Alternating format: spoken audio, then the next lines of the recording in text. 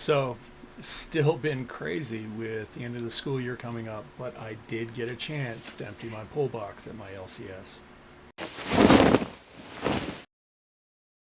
Hi, this is James. As I said, it's been a crazy week.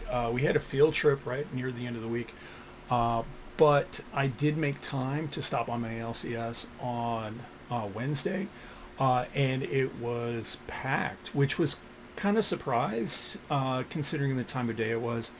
Anyway, let's go ahead and get into it. First up, and probably the biggest book of the week, is Absolute Green Arrow, issue number 1. Check that out. I went with the A cover here, and I did spend some time eyeballing some of the other covers on the shelf. There was a ratio variant that kind of caught my eye, but I'll be honest, Green Arrow is not my character. I just had heard about this book on the off-panel podcast with the artist. I'm sorry, not the artist. The writer. Sounded like an amazing read, kind of like Robin, like psychopathic Robin Hood. So uh, I decided to pick this up. And spoiler, like absolute evil already laid it out. He's not going to make it. This is a flashback of some sort. So only a 5-issue miniseries. I'm hoping this really is an amazing read because I'm kind of dipping my toes outside of characters that I normally collect. Speaking of flawless transition, we have Facsimile Edition of Batman 244. Very cool. This is a Neal Adams cover. I have this graded as an 8.0. I've never read it, and I find facsimile editions to be a kind of gateway into reading classic books that are going to be outside of my price range as a reader. Like, I'm not going to get this book to read a really clean, first print. I'm gonna CGC it, or I'm gonna slab it, and it's going to be in my collection as kind of a key. That's what that 8.0 in my collection is doing. This book right here, it is going to be an awesome read. Love the cover too. That's just crazy good. We have Fantastic Four issue number 11 by Ryan North. This is a variant by Sorrentino. I usually pull the A covers. I like the trade dress, but I thought this was just super cool.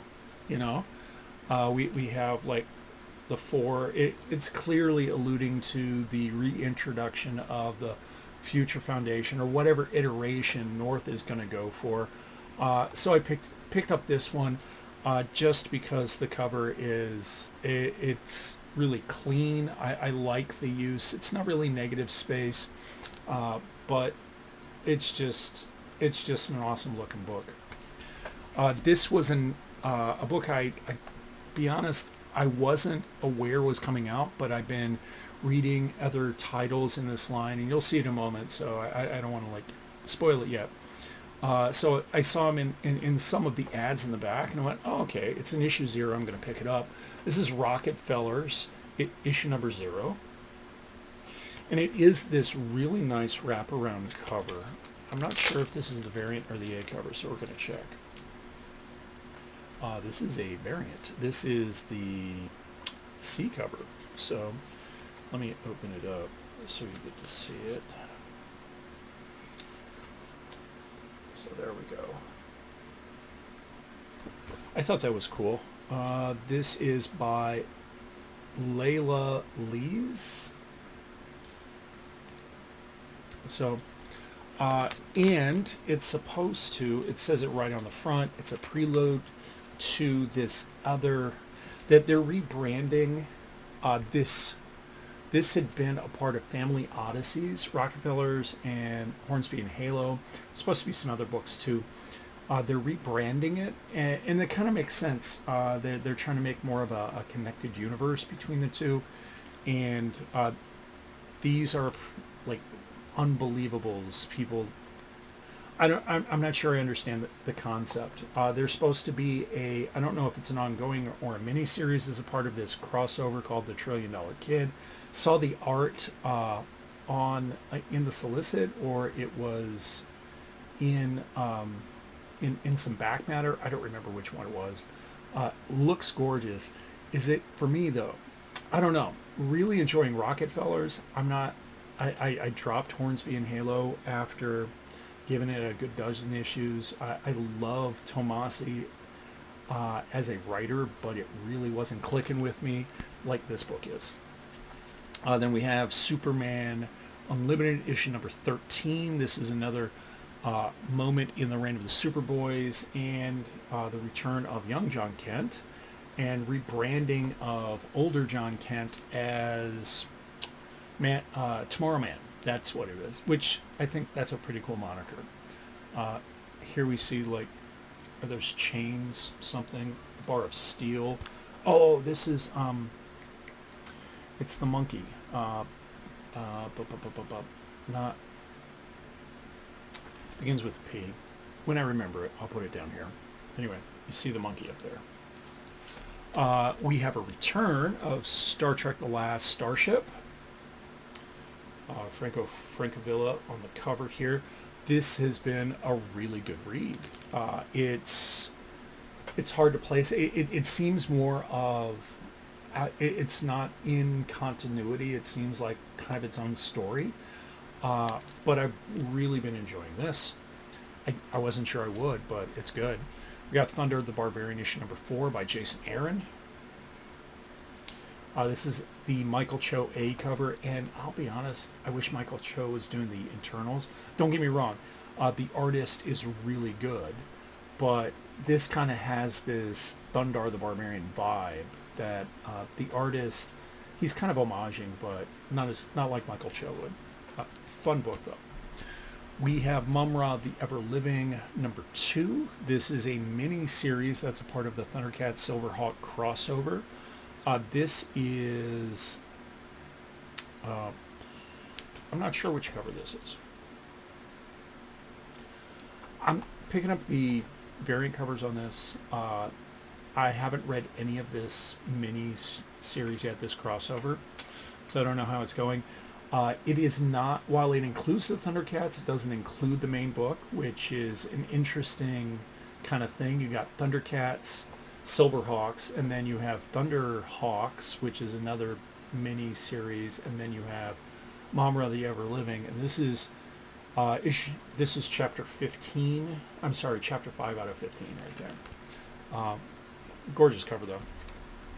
And then this was not the book either that I subbed for. I pre-ordered, but I saw it and I went, this is just a gorgeous, gorgeous cover. We have Wonder Woman number 33 by Tom King. The artist on this is Chuma Hill. That's gorgeous right there. So I picked that one because we have the Monarch, and there was another one that played more on the negative space than this one, and I had something like that. I think it was issue 30, 31 or 30. So I went for this. I love the skulls on the bottom. Check all that out. Those are all skulls around there. Wonder Woman, in my opinion, has been really good under Tom King. I know some people don't like Tom King. I do. I think he does better in mini or maxi series, and so to be 30 issues in, you know, I think it holds its own. I think this has been outside of, and I want to say, like, the last volume is really the limit of my Wonder Woman reading experience. Greg Rucka knocked it out of the park.